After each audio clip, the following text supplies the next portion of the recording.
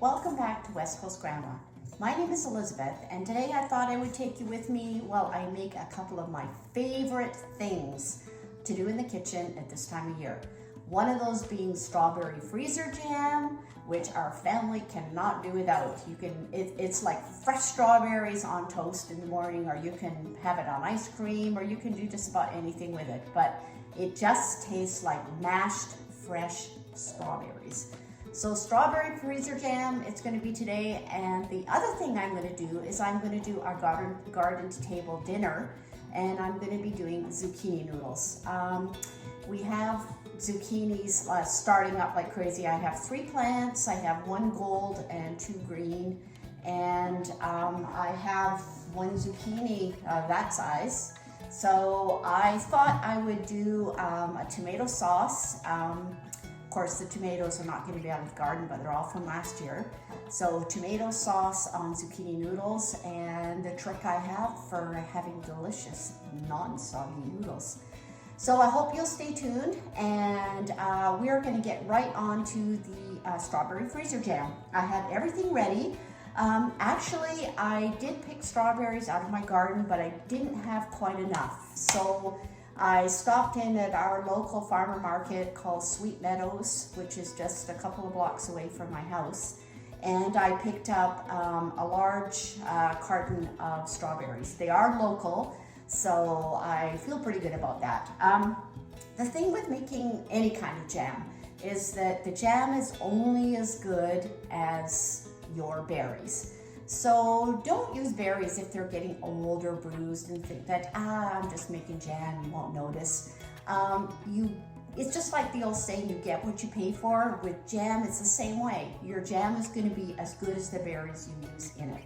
So my berries were beautiful. I've already just snipped off the tops off all of them just to save some time. Now the nice thing about this freezer jam is it takes 1 package of the freezer jam pectin, which I always buy them. They're just available in the grocery store, Walmart, I've seen them everywhere. You only need 1 package, and it makes probably 4 or 5 of these little, these are 1 cup things. And I save all my containers. When I give them to my kids, I make sure that they give them back to me, and I keep them all, and because they're perfect for the freezer, there's no glass. So anyway, you just need a package of that. 1 package calls for 1.5 cups of sugar. So you can use regular sugar. I am actually using the sugar replacement. This is from Costco. It's 1.5 cups of that. Or this is just organic cane sugar. Again, this is from Costco. You can use that. I've tried them all, and it doesn't seem to matter. It still turns out fantastic. So all I'm going to do then is I'm going to start crushing up my strawberries. And I don't know why, I just kind of like to not use electric.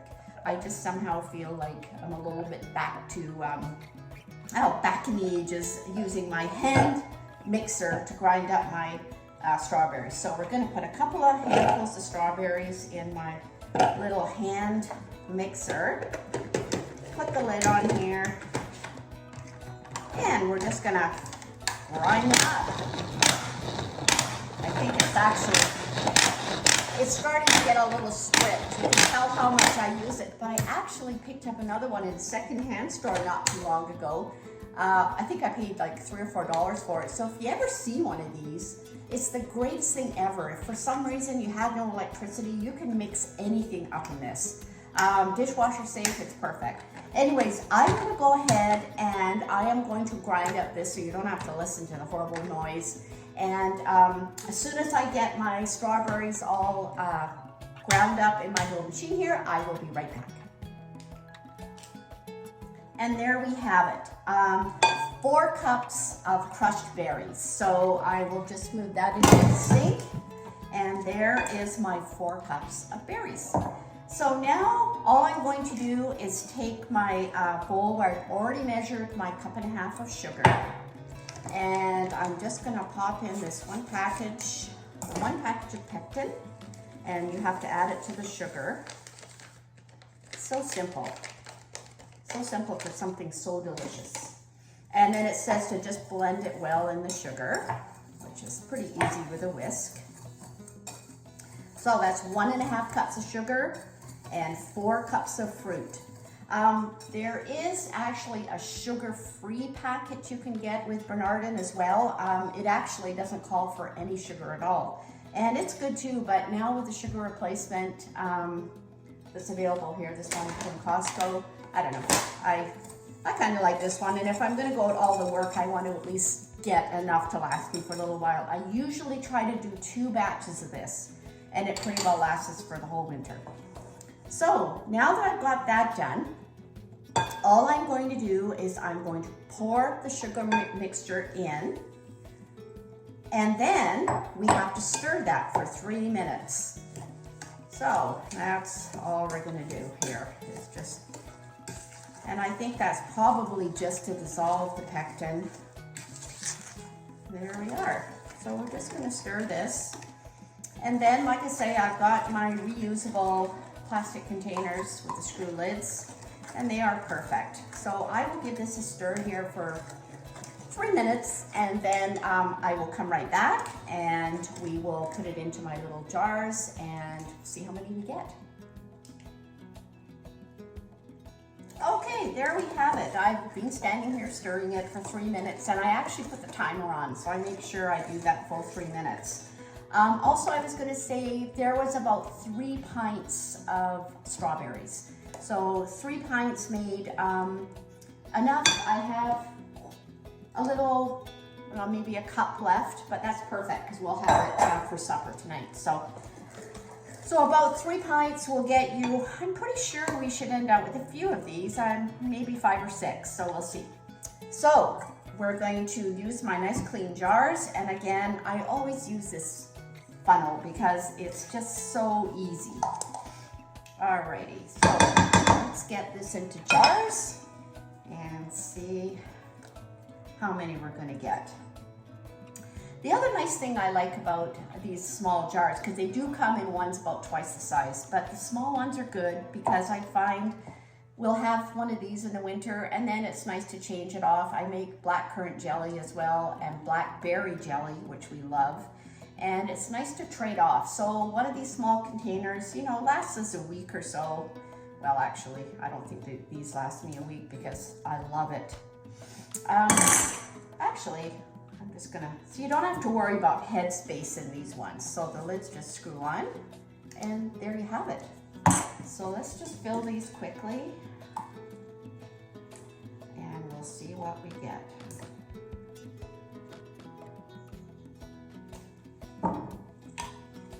Are so delicious. Okay, I will just fill these jars and then we'll come right back and see how many we got. And there we go, there's the last jar filled. And it doesn't matter, like I say, about having it full or any particular amount, as long as you can get the lid on, it doesn't matter because it's just going in the freezer. So that's pretty well 2, 4, so there we are. So 6 1-cup containers of freezer jam. And if you just leave one in the fridge, like if one was only half full and you wanted to put it in the fridge, it sets, you know, by morning it'll be set. So it is jam, it's thick and delicious on toast. Really worth trying for something so simple. No cooking. And I think that's good because when I taste strawberry jam compared to freezer jam, strawberry jam never tastes as good because strawberries are always cooked and they do change in flavor. So nothing beats strawberry freezer jam. You have to try that. So anyways, I'm going to clean up here and then I'm going to come back and we're going to put together a quick dinner, all out of the garden and with a little couple of tricks with my zucchini noodles. Okay, so hang on, we'll be right back. Hi and welcome back. So we are now going to make our quick, very quick dinner from the garden. So while I was up there, like I say, we have our zucchini and I also grabbed this small yellow and I was pulling out, this is some garlic that came up, must have been bulbs that I missed pulling out or I don't know, or they seeded because they do get those little tiny bulbs on them. that are kind of like seeds. So anyways, I pulled out a few of these, so we're gonna use that. And my onions are still pretty small, but you know what? Might as well start using them. I've probably got 300 onions in the garden. And then as far as tomato, these are my dehydrated tomatoes. I go through so many of these, and if you can see the different colors, because I actually use all my different cherry tomatoes. Like, you can see the colors on these. Look at that. They're beautiful. And they're delicious. I mean, you can eat them almost like candy. They're quite strong, so you want to be careful how many you're going to use. So I've got those. I've got slightly spiced tomato sauce. I have 2 jars of just canned tomatoes, and I have 1 jar of tomato paste. So before I put things together in a pan, I'm going to chop up my garlic, chop up my onion, and saute those a little bit and get the tomato sauce going. So I will get that started, and then I will come right back. I will let you know what I put in. I don't actually have a recipe. I just kind of put it together and add some marinara spice mix, and that seems to be pretty perfect. And it tastes delicious on the zucchini noodles. So I will get it started, and then I will be right back. Okay, I just decided that I'm going to put some carrots in this sauce too. I like carrots in tomato or spaghetti sauce. So I just ran up to my garden and grabbed just a handful of carrots. They're nice, they're the perfect size to roast.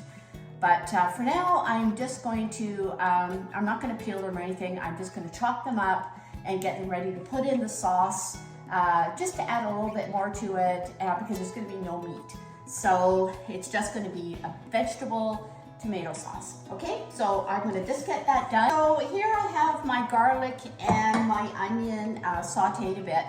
And when it comes to these leftover tops, bits and pieces, I never throw these out.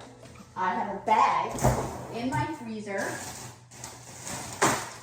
and it's just for onion tops and scraps, and I put everything in there. And when I make bone broth or soup or soup stock, I just take out and put in half a bag or whatever, and all the flavor is there. So I don't waste any of that. So I've chopped up my carrots, and I also have a handful of green peppers that were out of my garden again last year. So let's just pop those into the pan. There we go. And then I'm going to add my slightly spiced tomato sauce. And I always smell it. Always make sure it's good before I put in anything in that's canned. I do follow all of the rules and the times. I always go by the recipe, even though I think I know. I still always double check. Just because when you're canning, you don't want to play around, that's for sure. So this is my tomato paste I made. That is something I could do a video on later, because this has been the best thing. But I did find it takes a lot of tomatoes and it takes a lot of time, so you have to have patience with it. But I did find that in spite of doing it in the little half-cup jars, I ended up just putting a piece of parchment paper on a cookie sheet and used my scooper and put just blobs. And it's probably about maybe a quarter of a cup of tomato paste, and then I froze it and put them all in a bag. That was the best thing. So anyway, so there's my tomato paste. And we'll see what that looks like. Yeah, that looks pretty good so far. And I'm just gonna put a handful of my little dehydrated cherry tomatoes. That will give it a little bit of zip. And I'm going to grab some of my spices. And I have marinara seasoning. So I'll put a couple of tablespoons of that in. And we're going to put that on the stove and get it cooking. I do let it simmer for a while. So, I mean, we want the carrots and everything cooked. So I will get it on my stove, and then we're going to make our zucchini noodles. Okay, and to that sauce, I also added probably about a teaspoon of salt and maybe a half a teaspoon of black pepper. I also have some fresh oregano that I just dehydrated and some parsley, so I'm going to probably put in a handful of each of those as well. But I'm going to taste it as it goes along here. So right now, I'm just going to let it cook a bit because those dehydrated tomatoes are pretty hard. So I don't particularly want to quite try it yet. Now, for making my zucchini noodles, if anybody has a really good noodle maker, please put it in the comment section. This is probably my fourth one, and I still don't find that this one is that great. I have used every kind from big complicated ones to other hand ones, and I just find that well, they don't work at all if the zucchini is very big. It only works with tiny zucchinis. So I just think it would be kind of nice to find a zucchini noodle maker that is really good. Just let me turn down this sauce. I can hear it bubbling away here. Alrighty, so let's give these things a try and see what happens here.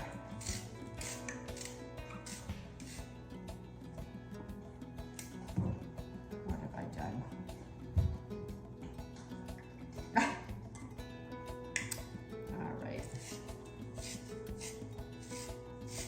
I mean, it's kind of worth the effort because it's funny how eating things in different shapes can be the same food, but it still just tastes kind of different, like pasta. I mean, most of the pasta we eat is pretty well the same, but you know, the bow tie and the elbow macaroni, I mean, they're all basically the same, but yet just because it's shaped different, we kind of think about it a little bit different. So here is my zucchini noodles, and you can see, I know I'm gonna have a hard time with this because I always do.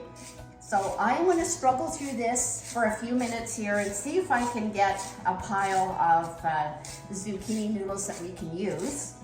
And like I say, if anybody has a suggestion or a noodle maker that's better than this one, please put it in the comments section. I would be so happy to know.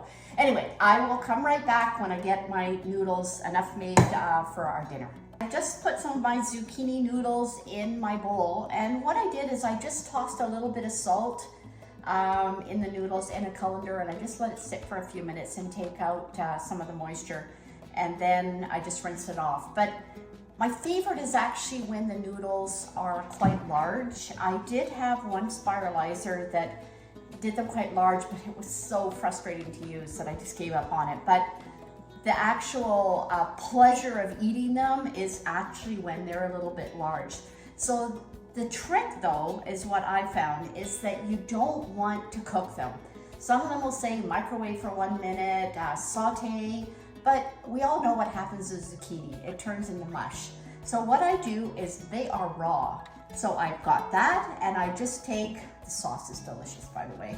I put some oregano in it. I didn't end up adding any other tomatoes because you don't need very much. It's, you know, I mean, you can have garlic bread with this or whatever else you like. But so I'm just gonna take 1 scoop and I'm gonna put that on. Now, when you think about it, boiling hot spaghetti sauce, it cooks the noodles as you're eating it. They stay crunchy, but they're warm instantly. So you're not eating cold noodles. It's delicious, and they definitely do stay crunchy. The other thing I was gonna say too is that you could easily make this without using all of the things out of your garden, the tomatoes. Of course, when tomatoes get in season, it's nice to have chopped tomatoes and make fresh sauce, but then the zucchinis may not be available by then. But you can even just use a jar of spaghetti sauce and just add whatever else you like to it. But there it is, and this is my dinner. So I'm just gonna put a little bit of Parmesan cheese on it. And because I like to make things look pretty, some of my borage flowers, I'm just gonna put some on there and just make it look kind of pretty. And there you have it. Zucchini noodles with tomato sauce. A delicious dinner, no meat. stuff out of the garden. It's just delicious. So I hope that you enjoyed today. I hope you've enjoyed making the strawberry freezer jam, and I hope you'll try that because it is really quite easy to make. And again, the sauce is whatever you'd like. It's kind of all about the noodles. So I hope that you will like my channel, this particular video. The liking it is what helps YouTube spread it. So I would really appreciate that if you take the time just to hit the like button at the end. If you want to comment, that would be awesome. I would appreciate any comments, and especially if you have a spiralizer that's better than the one I have. So I hope that you've enjoyed it, and I hope that you will try both these things and catch me again next time. West Coast Grandma is signing out.